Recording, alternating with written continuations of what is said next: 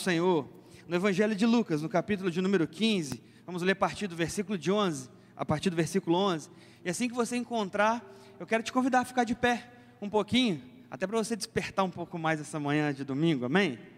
Lucas no capítulo 15, versículo de número 11, Cauã, tira uma foto boa minha, para quando alguém chamar para pregar, tem foto, não tem foto nenhuma, cara, pelo amor de Deus. Lucas 15, versículo 11, diz assim a palavra do Senhor. Jesus continuou: certo homem tinha 2 filhos, o mais moço deles disse ao pai: Pai, quero que o Senhor me dê a parte dos bens que me cabe.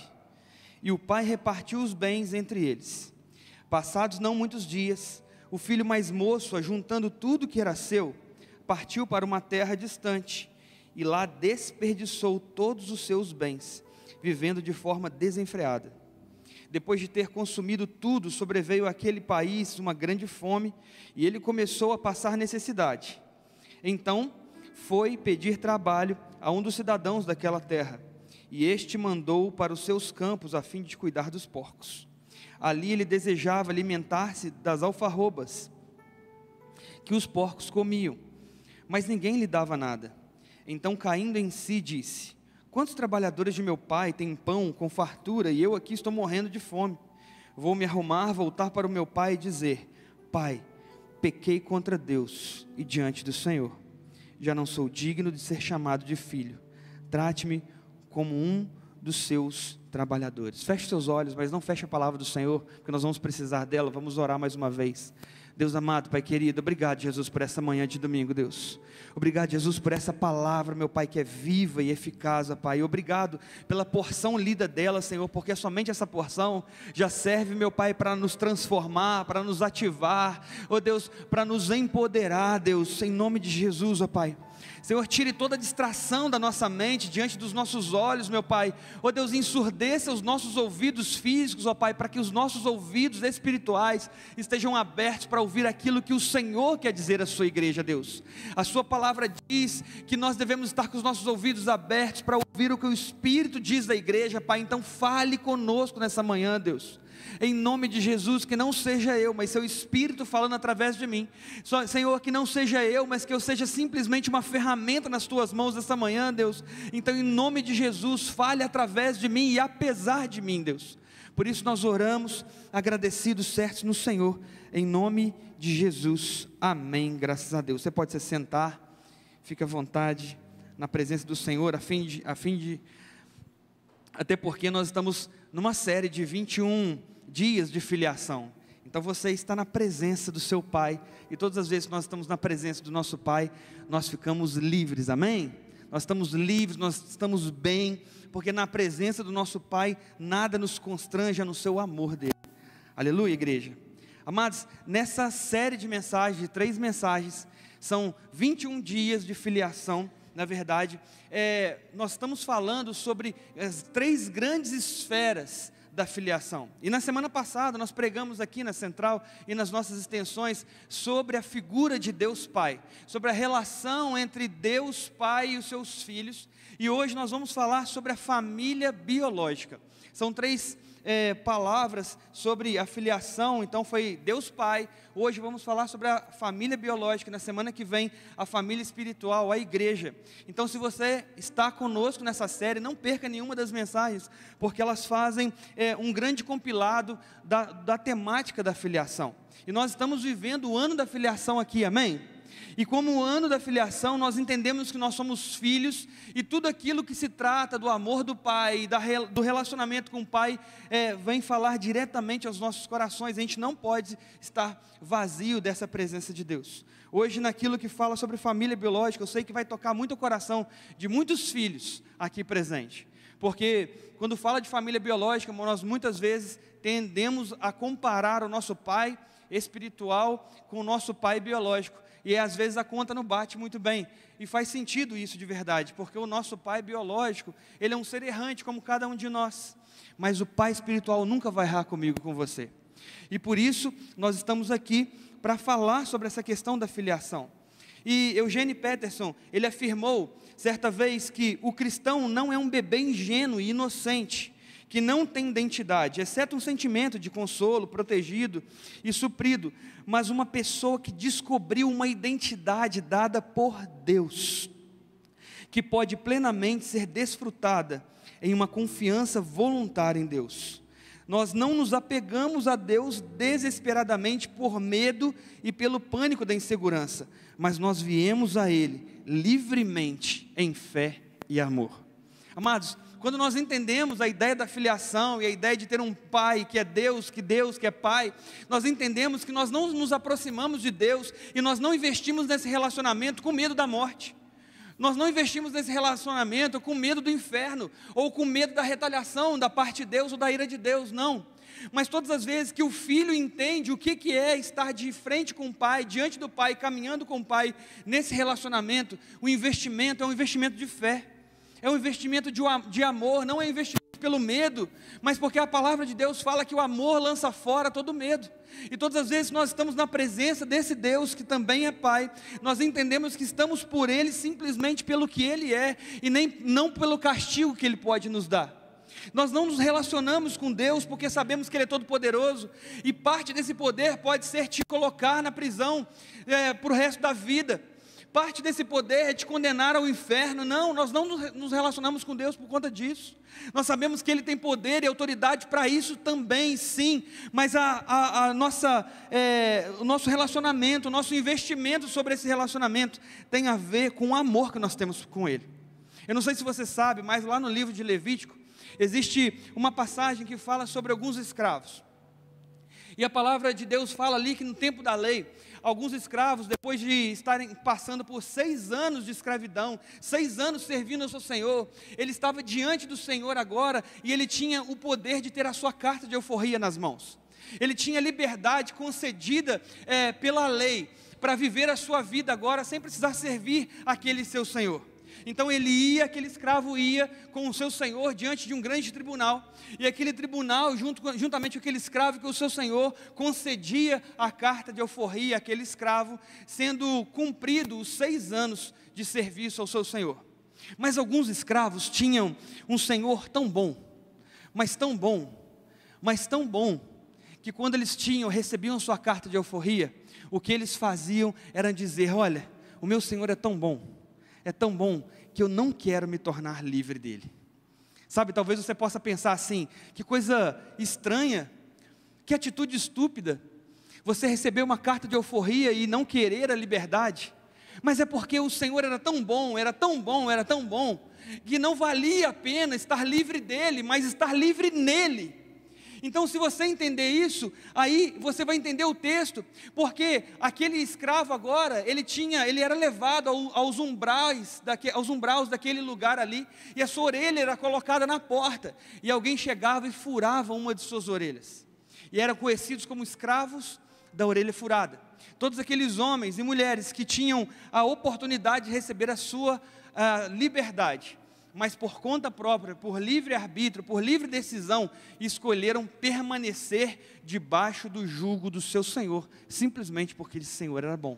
E aqueles homens passavam agora o resto das suas vidas servindo a esse Senhor. E talvez você fale mais uma vez: nossa, que atitude estúpida. 6 anos trabalhados, ganha liberdade, e agora vai passar o resto da vida, toda a sua eternidade agora servindo aquele Senhor.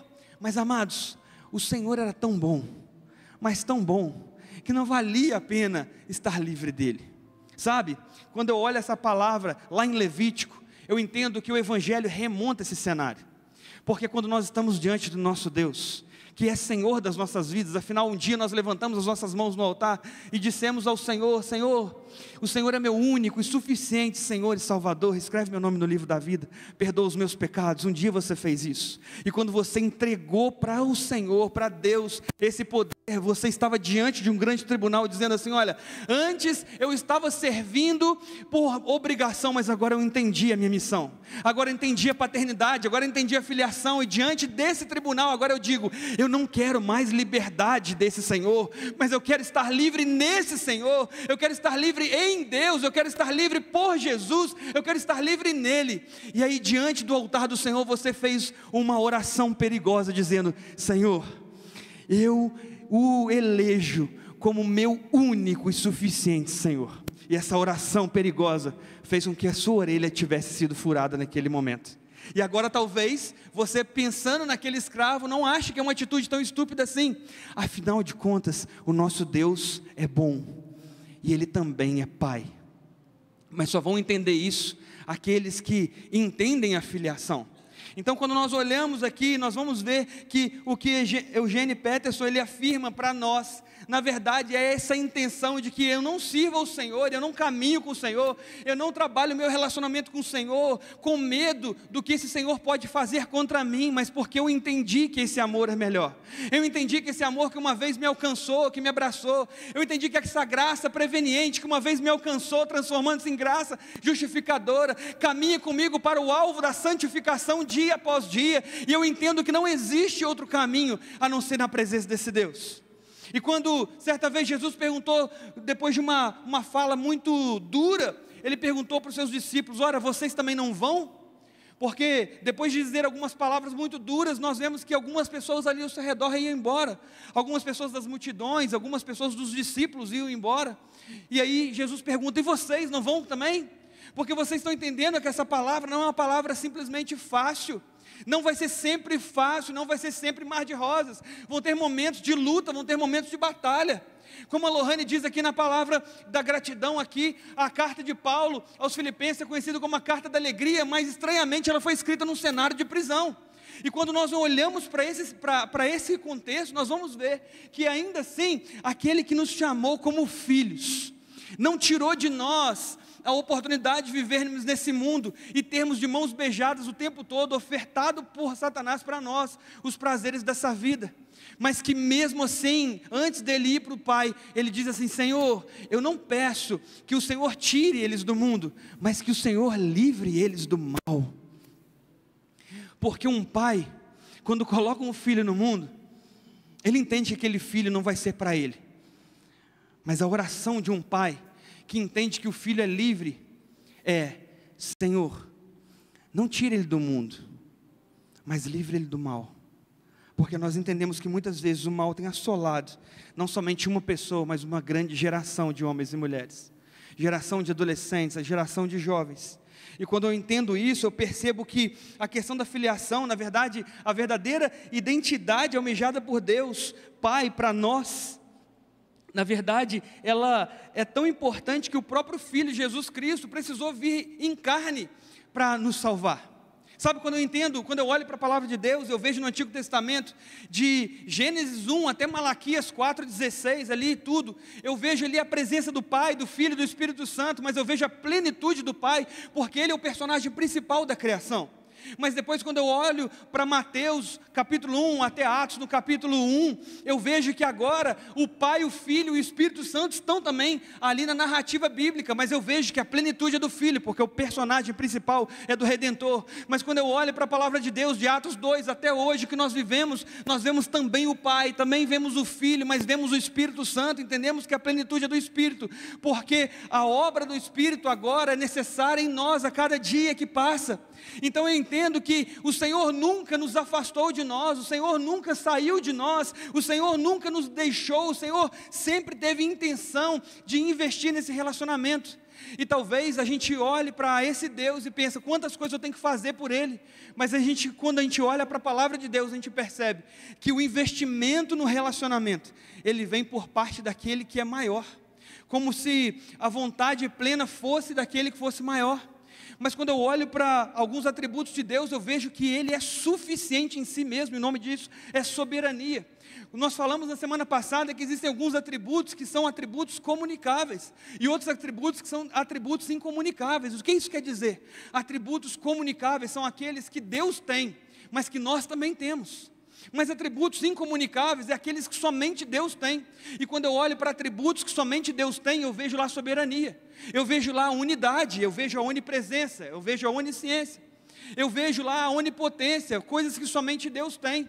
Mas quando eu olho para a palavra de Deus também, eu vejo atributos comunicáveis, como a fé, como o amor, como a bondade, como a misericórdia, que isso também nós podemos ter, se a gente levar um relacionamento a sério com esse Deus Pai. E quando eu olho para a Escritura, eu vejo a plenitude dos tempos, a plenitude daquele que na verdade é o precursor da obra em cada determinado momento, o Pai, o Filho e o Espírito. Eu vejo que existe uma necessidade grande de Deus de zelar por esse relacionamento, uma vez perdido pela queda do homem lá em Gênesis 3. E eu vejo que toda a plenitude de Deus, todo o trabalho e esforço de Deus foi para que Ele venha se diminuir a ponto de caber num corpo humano, para simplesmente se relacionar com seus filhos, para que os seus filhos, que têm as suas mentes limitadas, pudessem agora ver Jesus face a face, entender a mensagem de redenção, a mensagem de salvação, que veio desde a criação, desde a eternidade para cada um de nós. Quando eu olho isso, eu falo, Deus, não existe um amor maior como o amor do Deus Pai, de enviar o seu próprio Filho simplesmente para alcançar os seus outros filhos perdidos. Não existe um amor tamanho como esse desse Pai, que possa não ter gerado um amor extravagante a fim de nos alcançar. E para isso Ele precisou morrer, para isso Ele precisou se colocar na cruz do Calvário. Então quando eu vejo isso, a gente vê que isso é o maior exemplo de filiação para nós. E quando a gente olha para a filiação, a gente percebe que o contrário de filiação simplesmente é orfandade. Agora a raiz da orfandade, amados, não é uma raiz divina, não é uma raiz da parte de Deus. Quando eu olho para o texto bíblico, eu vejo que a orfandade, ela nasceu no coração de Lúcifer. Quando eu leio em Isaías, no capítulo 14, versículos 12 a 14, diz assim: veja como você caiu do céu, ó estrela da manhã, filho da alva. Veja como você foi lançado por terra, você que debilitava as nações. Você pensava assim: subirei ao céu, exaltarei o meu trono acima das estrelas, e me assentarei no monte da congregação, suas extremidades do norte. Subirei acima das mais altas nuvens, e serei semelhante ao Altíssimo. Quando eu percebo que a orfandade nasceu no coração de Lúcifer, eu percebo que aí nós encontramos uma raiz, daquele que tem o seu pai, que deveria se relacionar como filho, mas quer passar por cima da autoridade de pai, ainda sendo filho. E todas as vezes que isso acontece, nós vemos que vai quebrar algo naquele que é o plano de Deus, porque aí nasce a orfandade, ou seja, Deus não morreu, mas Lúcifer o matou no seu coração. E todas as vezes que nós rejeitamos a cruz do Senhor, todas as vezes que nós rejeitamos o aspecto da filiação, não quer dizer que o nosso pai morreu. Todas as vezes que nós nos colocamos na posição de órfãos, não quer dizer que nosso pai não vive mais, mas que nós negligenciamos a relação entre pai e filho, e por isso nós nos sentimos órfãos, não porque o pai morreu, mas porque nós decidimos viver sem a presença dele. Então, quando eu olho para a palavra de Deus, eu percebo que a orfandade, ela nasceu no coração de Lúcifer, e não nasceu no coração de Deus. A orfandade também, ela é fruto do pecado original. Como eu falei aqui em Gênesis 3, a gente vê que lá existiu a queda do homem. E aí a orfandade começou, porque a palavra de Deus diz que Deus habitava, Deus caminhava e passeava na viração do dia, de mãos dadas com o homem e com a mulher. Mas em algum momento, eles decidiram por conta própria, deixar de ouvir a voz do Senhor, para ouvir a voz daquele que indignamente contrariava os atributos de Deus. E eu quero te fazer uma primeira pergunta nessa manhã: qual voz tem falado ao seu coração? Porque se Deus tem caminhado com você de mãos dadas pela viração do dia, qual voz tem falado do seu coração que é mais alta do que a voz de Deus? Qual voz tem tirado a autoridade que Ele te deu de filho e tem te colocado uma autoridade de órfão, soprando nos seus ouvidos uma palavra que é contrária à palavra de Deus? Porque se essa voz não é a voz de Deus, e ela não é mesmo, nós estamos emprestando os nossos ouvidos para a pessoa errada.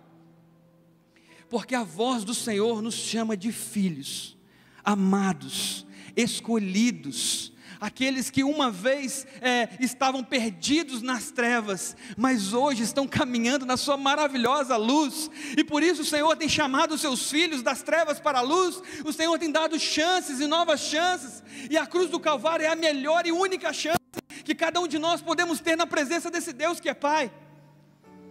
Mas para isso eu preciso entender a minha posição de filho, e eu não posso ficar vivendo na orfandade.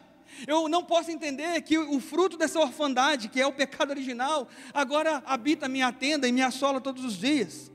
Eu também vejo que a orfandade, ela promove, ela cegueira na alma. Sabe, amados, Nós temos um programa aqui maravilhoso na igreja, que é o RA. Quem já fez o RA aqui? Ou quem está fazendo o RA? Amém? O RA é o Restaurando a Alma. Se você não conhece, não dá mais para você fazer esse ano, mas você pode se preparar para fazer o ano que vem.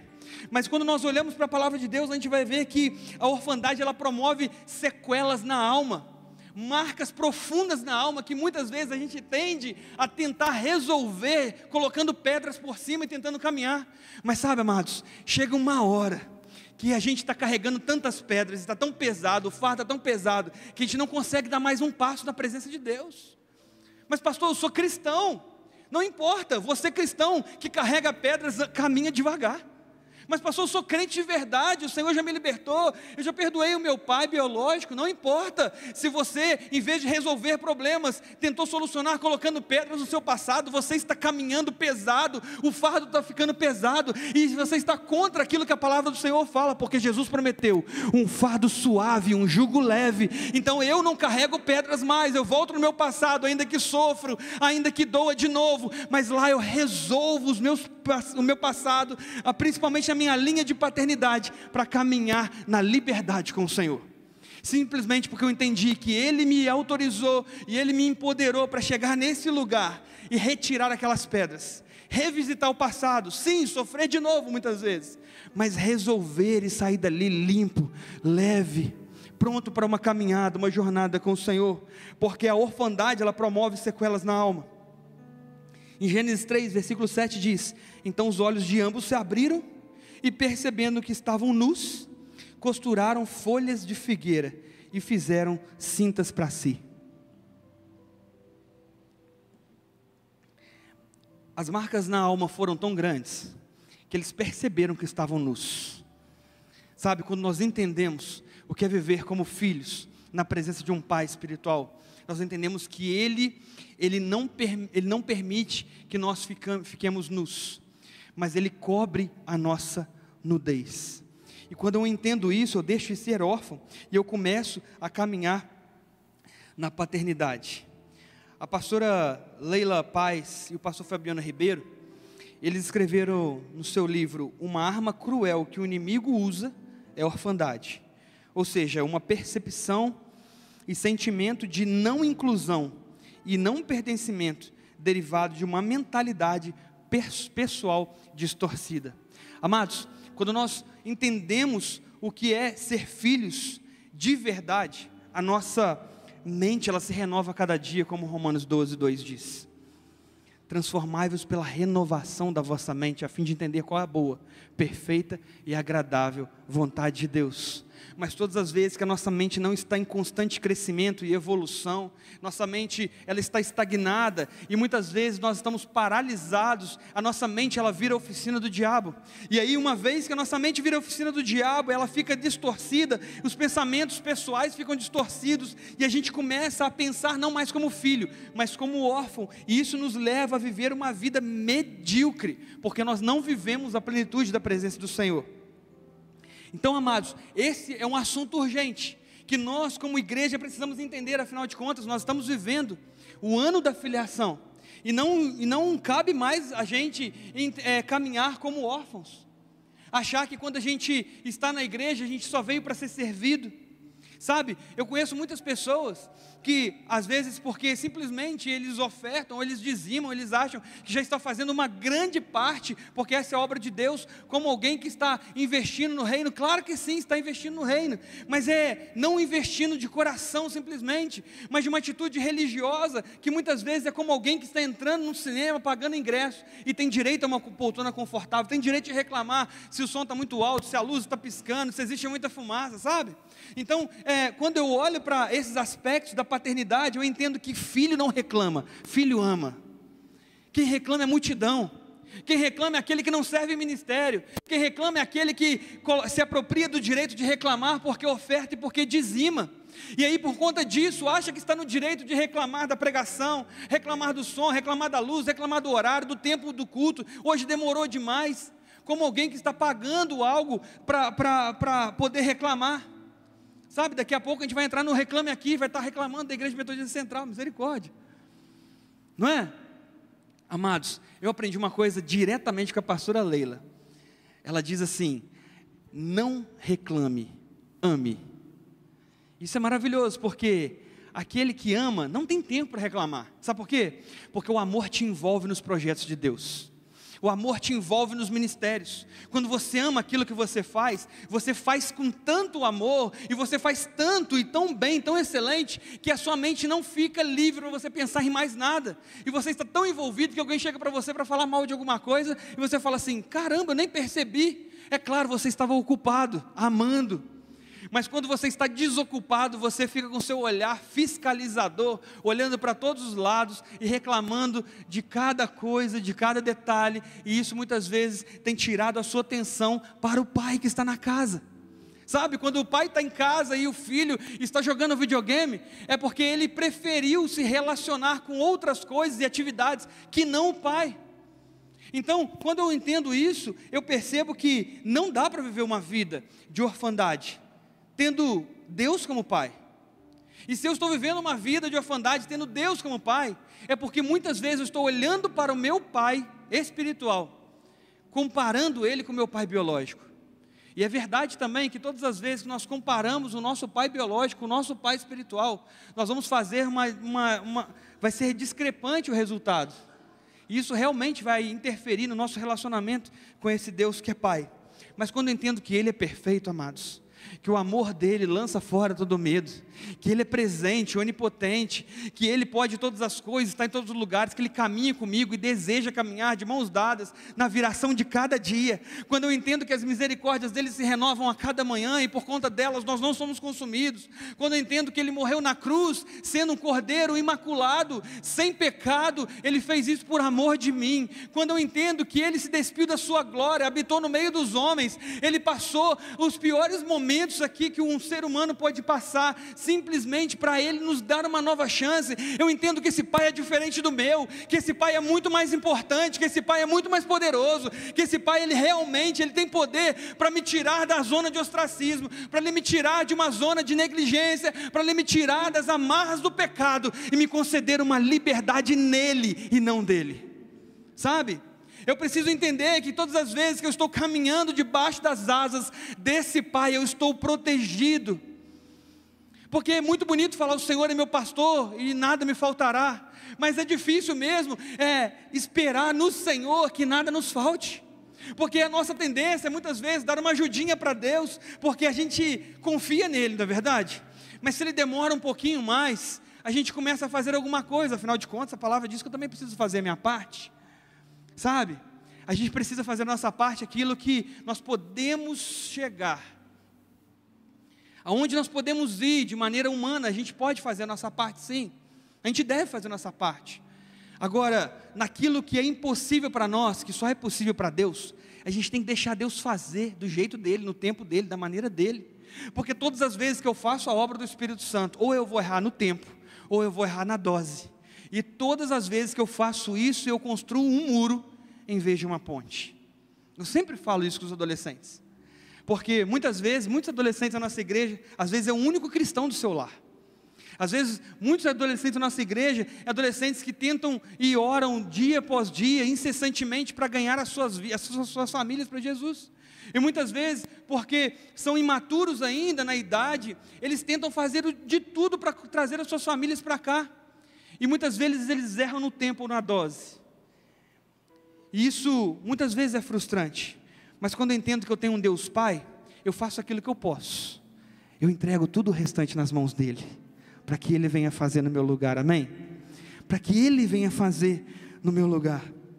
Então no texto que nós lemos em Lucas 15, no versículo 31, 32, disse o pai: meu filho, você está sempre comigo e tudo que tenho é seu. Mas nós tínhamos que comemorar e alegrar-nos, porque este teu irmão estava morto e voltou à vida, estava perdido e foi achado. A gente vai ver que nesse texto da parábola aqui do filho pródigo, nós vamos ver dois filhos que vivem a orfandade. Dois filhos que têm pai vivo, que decidiram se tornar órfãos, ainda que tenham pais vivos. Mas hoje a gente vai se atentar simplesmente no filho mais novo. E no filho mais novo a gente vai ver que esse filho mais novo, ele tomou uma decisão errônea, uma decisão errada na sua vida. E a gente percebe também que alguns dos testemunhos mais notáveis de todos são os filhos criados em um ambiente diabólico, mas que superaram as barreiras e se tornaram adultos piedosos com um propósito eterno.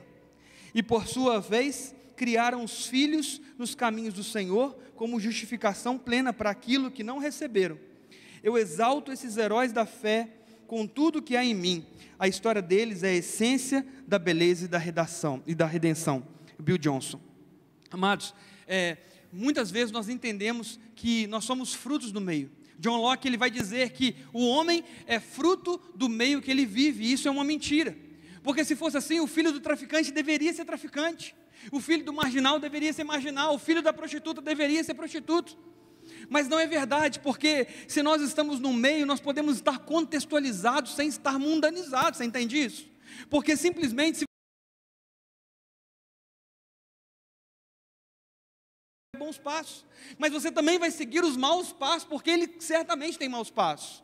Todos nós temos nossos erros, mas quando eu olho para o Senhor, para aquele que é perfeito, e eu sigo os passos dele, eu posso nascer no cativeiro, eu posso nascer e pertencer a uma família totalmente desestruturada e disfuncional, mas quando eu olho para o meu Deus, que é o meu Pai, eu tento me colocar mais perto dele dia após dia. Então John Locke já não tem representação para mim mais, porque eu entendo que eu não sou produto do meio, eu nasci desse meio, mas eu não preciso me tornar parecido com ele, porque se eu caminho com Deus Pai, eu me torno cada vez mais parecido com o Pai. E a ideia de se tornar mais parecido com o Pai, na verdade, não é ser um pai melhor do que ele, mas se tornar um filho autêntico, legítimo, que vai se colocar na posição de ser protegido, de ser abençoado, de ser acolhido e de ser levado a sério por esse Pai.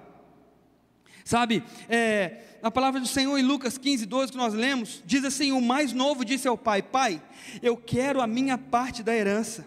Assim ele repartiu sua propriedade entre eles. E aí eu começo a perceber que nessa parábola do filho pródigo, nós vamos ver a orfandade operando em dois filhos da história, como eu disse. Só que nós vamos nos atentar ao filho mais novo. E aí a grande pergunta que fica para nós é: como resolver os conflitos então familiares? Como nós vamos fazer para resolver os conflitos da nossa família biológica? E a primeira coisa que eu quero te desafiar é reconhecer os reais motivos da desconexão com a sua família. O texto diz: não muito tempo depois, o filho mais novo reuniu tudo o que tinha e foi para uma região distante. Amados, sabe qual é o problema dali? O filho mais novo decidiu. Sabe, o texto mostra para mim assim, olha, não muito tempo depois, o filho mais novo decidiu. Ele decidiu reunir tudo que tinha e foi para a região montanhosa. E foi se afastar do pai. Sabe, quando eu olho para a palavra de Deus, e não num texto específico, mas quando eu entendo a estrutura da família biológica perfeita que Deus criou, que cada vez mais o mundo tem negligenciado, que o mundo tem desfeito, tentativas de acabar dizendo que é uma instituição falida, o casamento e a família. Eu percebo que o que acontece é que os valores, eles foram distorcidos. Os valores, eles não são mais os mesmos valores. Quando nós olhamos para as lições da intimidade personalizada, a gente percebe que o pai representa a força, representa a proteção e representa o sacerdócio, primordialmente. E a mãe representa a sensibilidade, o gerar e a conexão.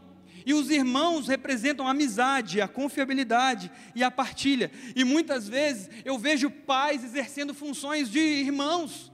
Eu vejo mães exercendo função de pai, de proteção, de sacerdócio e de força. Eu vejo muitas vezes pais negligenciando a vida dos seus filhos. Sabe, eu vejo todos os dias que quando eu estou junto com a rede Alive, a rede de adolescentes, eu vejo que muitas vezes quando eu vou perguntar para um adolescente: por que você não veio hoje no GP? E aí a resposta que eu tenho mexe com a minha alma e me dá muita raiva, para falar a verdade, é ouvir de um adolescente dizendo assim: olha, não pude ir, pastor, simplesmente porque o meu pai me colocou de castigo, e o castigo que ele me colocou é não ir na igreja. Você acha que isso choca você? Imagina eu que escuto isso toda semana, e eu vejo que o pai podia tirar o celular do filho, o pai podia colocar ele em castigo. Eu não estou falando que o pai não deve exercer autoridade sobre o filho, muito pelo contrário, mas estou dizendo que os personagens estão distorcidos. Na verdade, o castigo é não ir na igreja.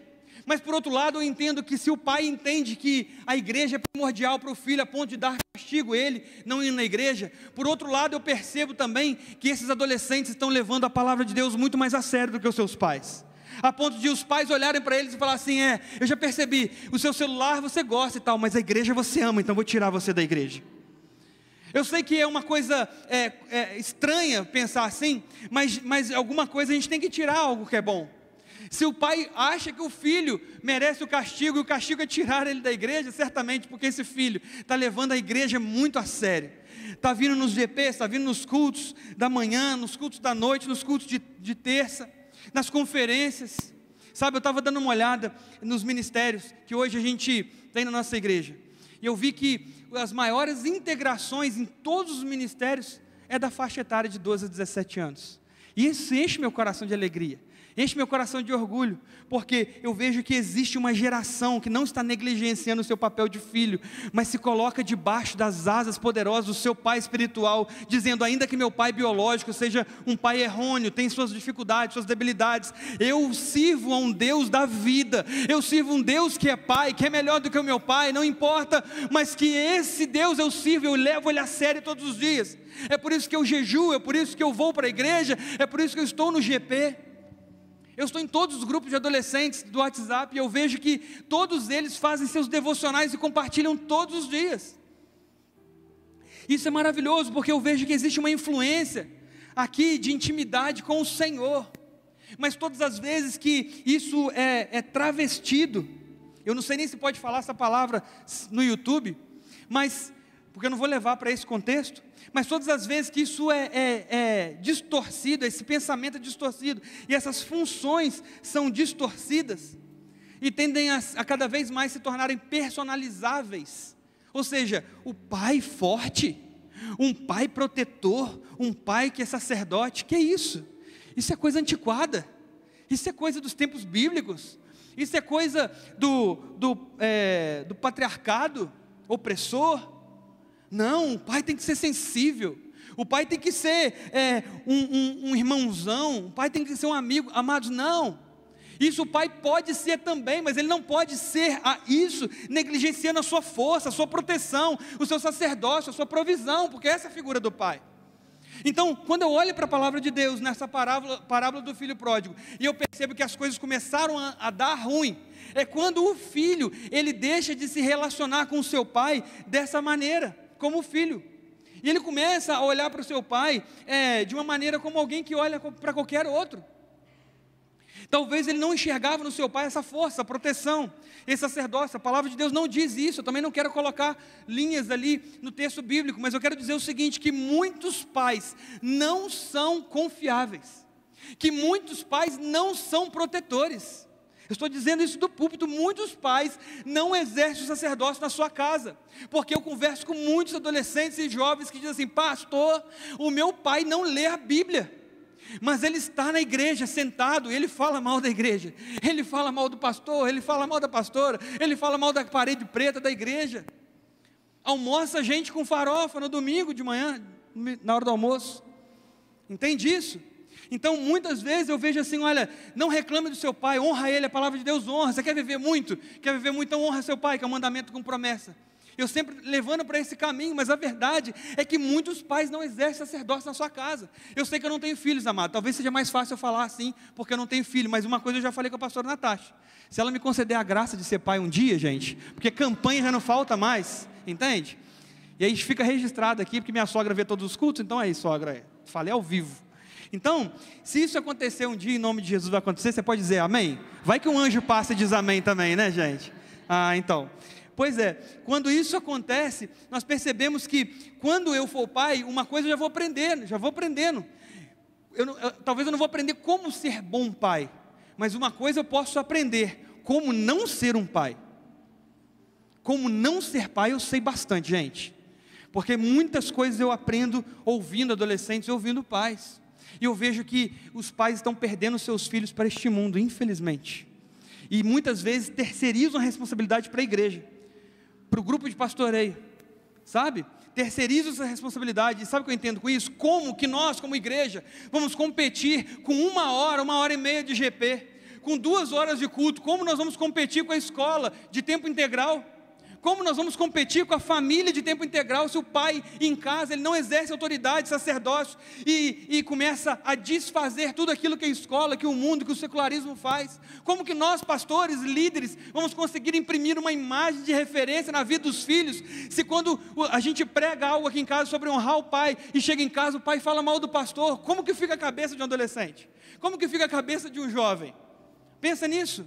Como que fica a cabeça de um filho? Eu ouço quem? Qual a voz que eu tenho que dar ao ouvido? A do meu pai biológico ou do meu pastor? E a gente tem grandes discrepâncias nessa caminhada, justamente por conta dessas lições de intimidade personalizáveis, que a gente escolhe. Eu quero viver desse jeito, porque isso que importa, porque isso é liberdade. Eu vi um cara, que agora eu esqueci quem que é, para falar a verdade, mas eu vi ele pegando um violão, ele virou o violão ao contrário, assim ó, colocou a boca do violão para a barriga e as cordas para ele, assim ó, e começou a tocar o violão do lado contrário do violão, e todo mundo olhou para ele com cara de espanto. Quem toca o violão assim? Ele falou assim: eu vivo um tempo de liberdade, e eu quero tocar o violão assim. Tocar o violão assim é um aspecto da liberdade, e ninguém pode falar nada. Você pode até achar ruim, você pode até perceber que não está saindo som, mas é a maneira que ele quer tocar, porque ele é livre. Agora ele fala assim, por outro lado, aí ele vira o violão e fala assim: o jeito certo de tocar violão é assim. Não é tão livre como eu estava antes, mas eu percebo que o limite da liberdade gera boas notas. O limite da liberdade faz com que eu use o instrumento da forma correta. O Senhor não está aqui para te tirar a sua liberdade, mas muito pelo contrário, colocar limites na sua liberdade, para que você viva os melhores momentos na presença dEle. Porque ser livre de Deus é escolher fazer qualquer coisa do seu jeito, como aquele filho pródigo fez. Escolheu pegar sua parte na herança e sair para o mundo, e achando que a vida era assim. Mas quando ele percebe que dentro do seu contexto familiar existiam limites ali estabelecidos para ele, ele falava assim: olha, essa fazenda, esse lugar que eu estou morando é muito pequeno, é pequeno demais para mim, eu quero viver coisas novas, avançar, ver um mundo novo. Ele saiu realmente, e ele foi lutar pela sua liberdade, ele alcançou essa liberdade, mas essa liberdade não foi uma liberdade que trouxe para ele provisão, mas foi uma liberdade que trouxe para ele escravidão. Nem sempre a liberdade vai nos trazer provisão. A maioria das vezes a liberdade vai nos trazer escravidão, se essa liberdade não for uma liberdade em Cristo Jesus. Porque o pai sabe o que dar para o filho quando o filho pede. Se o filho pedir um peixe, o pai não vai lhe dar uma pedra, porque o pai ama. E porque o pai ama, ele coloca limites, e limites são saudáveis para todo filho que precisa crescer. E aí fica um alerta. Em primeiro lugar, a desconexão familiar se manifesta emocionalmente e depois fisicamente. Em 2019 a gente leu um livro aqui como igreja chamado Lealdade e Deslealdade, do apóstolo Dag Heward-Mills, e ele fala uma coisa muito interessante que marcou no meu coração. Ele fala várias coisas interessantes que marcaram no meu coração, mas uma coisa muito importante que ele falou, que me marcou demais, ele colocou dizendo que um título, um subtítulo que chamava Deixe Ir, e no capítulo chamado Deixe Ir, ele fala assim: aquele que chegou para você e pediu para sair do ministério, não tente lutar para ele permanecer, deixe ele ir. E parece uma coisa estranha, porque você fala assim: poxa, você não vai lutar por alguém que está saindo do ministério? E ele fala assim que não devemos lutar por aqueles que pedem para sair do ministério, porque quando eles têm a coragem de pedir para sair, é porque o seu coração já saiu há muito tempo. E você pode fazer um teste, pessoas que pediram para sair da sua vida, que tiveram coragem de fazer isso, olha alguns capítulos anteriores da sua relação com essa pessoa, e permaneça que essa relação já não era tão saudável assim, que somente você investia e ela não investia em nada. Comece a olhar, entender que todas as vezes que nós queremos investir num relacionamento, tem que ser um relacionamento de voluntariado, alguém que dá porque ele quer dar, e alguém que recebe porque quer receber, e assim por diante. Mas quando a gente olha para o filho pródigo, a gente vai ver que isso não é assim. Esse filho, ele pediu para sair, o pai deixa ele sair, porque ele vai quebrar a sua cara, ele vai voltar, e o pai sabe disso, mas é necessário deixar sair, porque se o pai não deixa ele sair, ele fica um filho rebelde dentro de casa. Não que ele tenha sido um filho não rebelde, Mas é importante deixar sair, porque o coração já não está mais ali. Sabe, o pai não quer se relacionar com o filho porque ele tem a certidão de nascimento. Ele quer se relacionar com o filho porque o filho o entendeu como seu pai. Porque o filho quer zelar por essa relação de amor, de fato. Então a gente precisa entender que os mais novos, eles precisam aprender que chegará um tempo que a desconexão dos pais vai acontecer, e quando esse filho se tornar um pai, aí de verdade, ele vai viver a sua vida como pai, mas enquanto isso não acontece, ele precisa viver como filho. E aí, o nome disso é interdependência. Sabe, a base do discipulado é a prestação, é o relacionamento de confiança, é a interdependência, é a prestação de contas. E quando eu entendo que a palavra do Senhor, Ele me mostra no discipulado de Jesus com seus discípulos, essa caminhada dia após dia, eu vou ver que o relacionamento de confiança é uma atmosfera de cuidado e zelo, para que tudo aquilo que é falado permaneça ali, mas que existe um relacionamento acontecendo ali, confiável. Mas a interdependência, essa relação onde o discípulo, ele não é meu. O discípulo não é meu escravo. O discípulo não é aquele que eu mando ele fazer, ele faz. Ele não é um servo. O discípulo, ele também não pode ser dependente de mim o tempo todo. Tudo que eu quiser, ele faz. E tudo que ele quiser fazer, ele pergunta para mim se ele deve fazer. Mas o discípulo também, ele não pode ser independente do seu discipulador. Porque senão a gente vai para a raiz da rebeldia. Pastor, então qual é o lugar correto de acontecer esse discipulado, essa filiação? Na interdependência. A interdependência é um lugar seguro entre a independência e a dependência, onde a voz do discipulador, a voz do mestre, a voz do pai, fala alto ao coração do filho. Mas ainda assim, a decisão é do filho. Sabe? Porque o pai não pode pegar o filho e falar, você vai caminhar aqui porque eu quero. Porque se o coração do filho não estiver ali, ele já perdeu o filho há mais tempo, e vai ficar somente um filho na certidão de nascimento. Então, se eu tento me desconectar da minha fonte de alimento, eu rompo com o relacionamento, e eu me torno independente, e me torno um mendigo espiritual. Todas as vezes, amados, que nós tentamos nos desconectar do Pai, a gente, além de se tornar órfão, a gente perde a nossa fonte vital de alimento. E nós vamos mendigar espiritualmente. É isso que acontece com o filho. Ele abre mão da guarida do pai, ele abre mão da provisão do pai, e ele abrindo mão desse relacionamento com o pai, ele se torna independente do pai e teoricamente livre. Por outro lado, mendigo espiritual. Ele passa fome, a ponto de desejar comer aquilo que os porcos comiam, porque passava fome. E aspas, ninguém lhe dava nem mesmo isso. Sabe? Como resolver os conflitos familiares então? 2, reaja contra as disfunções emocionais adquiridas.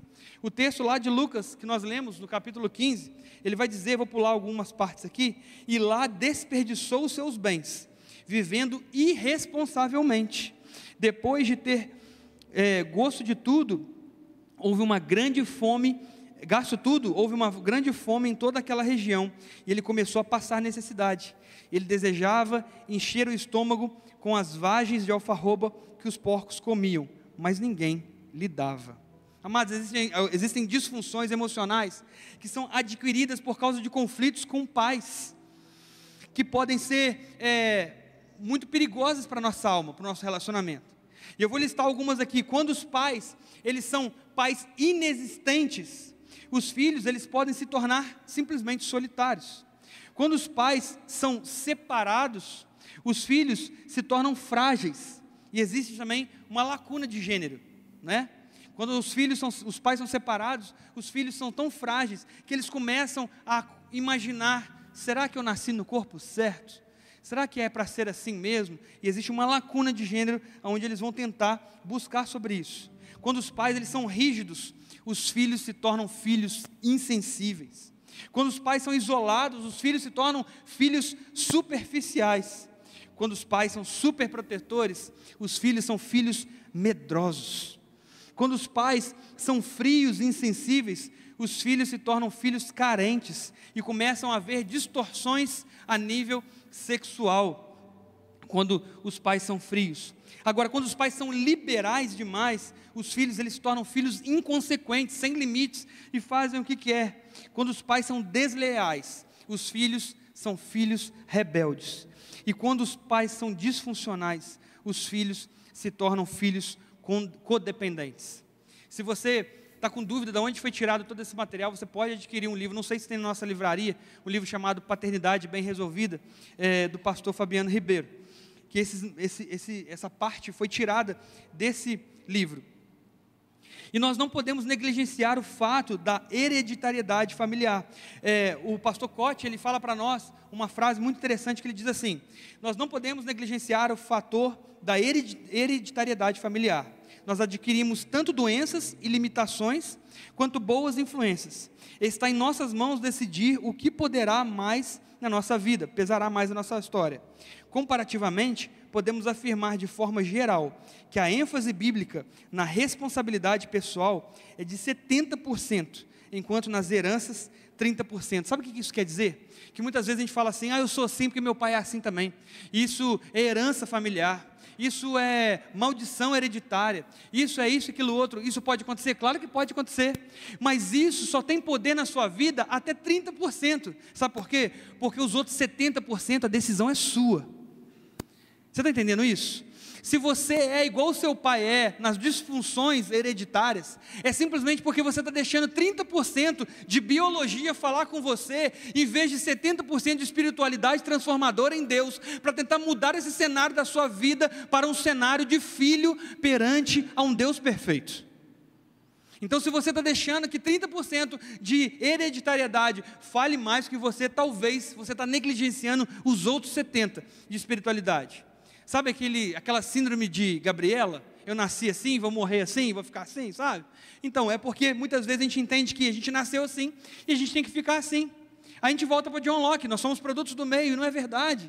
A gente pode até sofrer influência do meio que nós estamos, mas o Senhor não chamou para sermos influenciados pelo meio, mas o Senhor nos chamou para sermos influenciadores do meio. O Senhor não nos chamou para estar no meio de lugares de treva e também se tornar treva, mas o Senhor nos chamou para sermos luz no meio das trevas, para ser sal no meio de um mundo insípido, sem gosto, porque é essa a nossa função: ser lâmpada, ser luz, ser sal no meio de um mundo caído. Amém? Já estou caminhando para encerrar. 3, decida acertar as pendências familiares. Quando eu olho para a palavra de Deus, nesse contexto do filho pródigo, eu vejo que existe uma palavra que diz assim: caindo em si, ele disse: quantos empregados de meu pai têm comida de sobra, e eu aqui morrendo de fome? Eu me porei o caminho e voltarei para o meu pai, e lhe direi: pai, pequei contra o céu e contra ti, não sou mais digno de ser chamado teu filho, trata-me como um dos seus empregados. A seguir levantou-se, foi para o seu pai.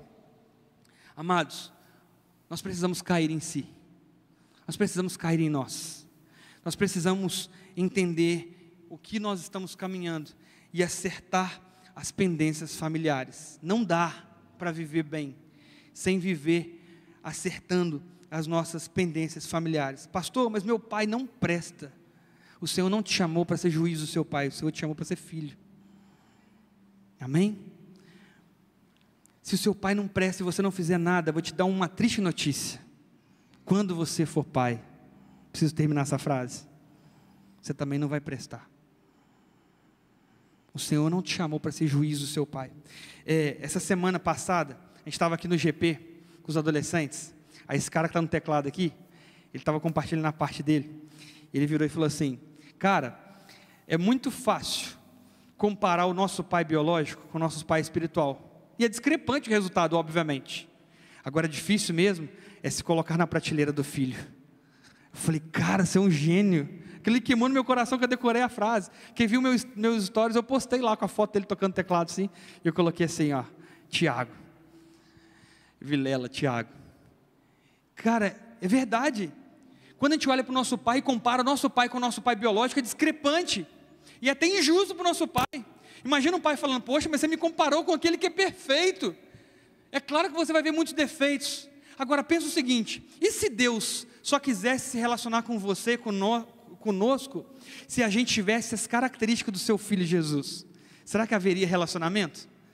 É isso que eu entendi, sabe? É muito fácil comparar o nosso pai biológico com o nosso pai espiritual, que é Deus, que é perfeito.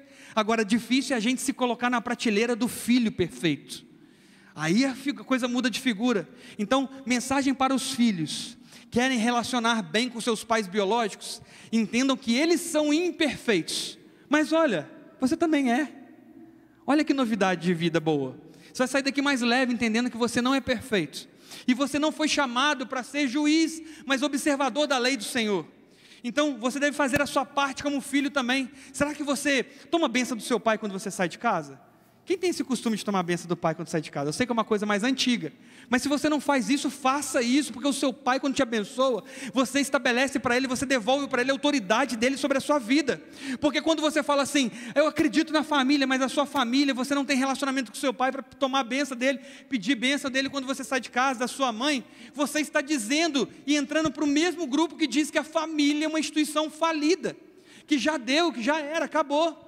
E não é verdade, porque quando você faz isso, você devolve a autoridade sobre o seu pai. Você coloca o seu pai na posição de pai, e você entra na posição de filho. Mas pastor, quem é meu pai para me abençoar? Não importa, é o seu pai que vai te abençoar, é o pai que está no céu, eu entendo isso. Mas o seu pai que te abençoa na terra também, é aquele que tem para você não somente autoridade, mas também legado.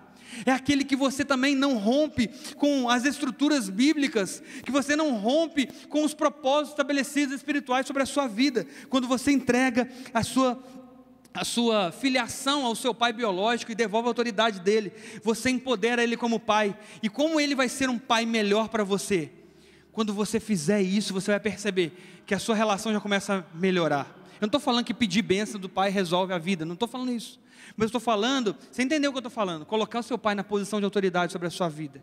E viver com ele no aspecto que Deus colocou ele para que nós venhamos a viver.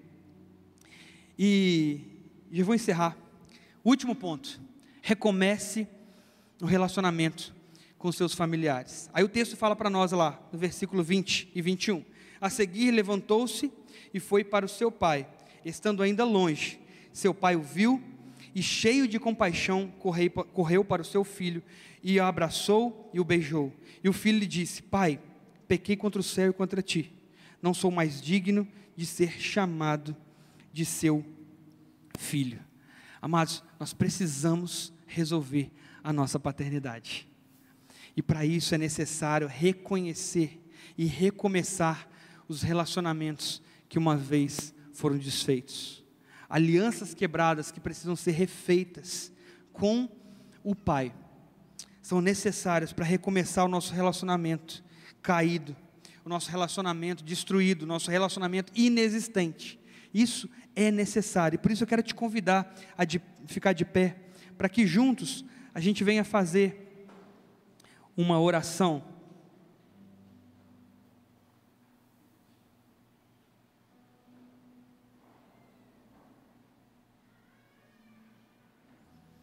Eu vou pedir para colocar no telão a oração.